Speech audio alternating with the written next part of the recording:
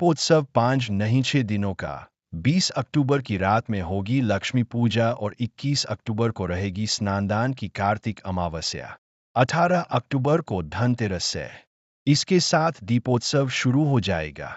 इस साल दीपर्व 5 नहीं 6 दिनों का रहेगा, क्योंकि कार्तिक अमावस्या 20 और 21 अक्टूबर को 2 दिन रहेगी।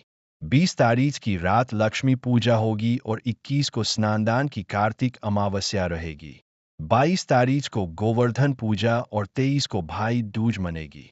इस बार दीपावली की तारीख को लेकर पंचांग भेद है, क्योंकि कार्तिक मास की अमावस्या 2 दिन है। अधिकतर ज्योतिषियों का मत है कि दीपावली 20 अक्टूबर को मनाना ज्यादा शुभ है। 20 अक्टूबर को दीपावली क्यों मनाएं? ज्योतिषियों का कहना है कि कार्तिक अमावस्या की रात में लक्ष्मी पूजन का विधान है।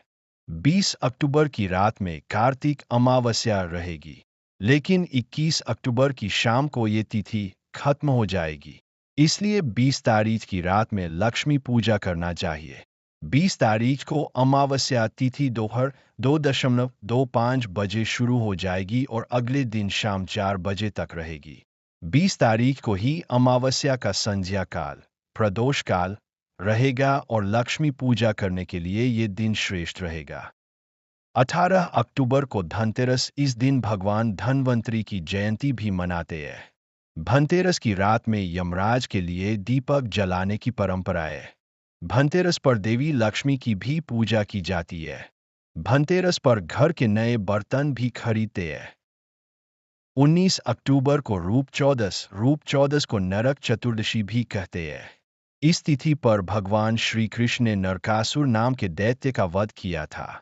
इसी वजह से इस पर्व को नरक चतुर्दशी कहते हैं। रूप चौदस पर उपटन लगाकर स्नान की परंपरा है।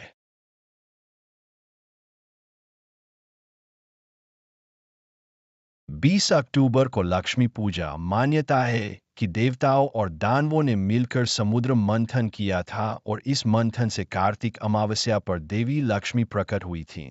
देवी ने भगवान विष्णु का वरण किया था। इस वजह से इस दिन लक्ष्मी पूजा की जाती है। दीपावली की रात भगवान गणेश, महालक्ष्मी, भगवान विष्णु के साथ शिव, देवी सरस्वती, कुबेर देव की भी पूजा की जाती है। 21 अक्टूबर को स्नानदान की कार्तिक अमावस्या। इस दिन पवित्र नदियों में स्नान और दान पुण्य करना चाहिए। दोपहर में पितरों के लिए धूप ध्यान भी करें।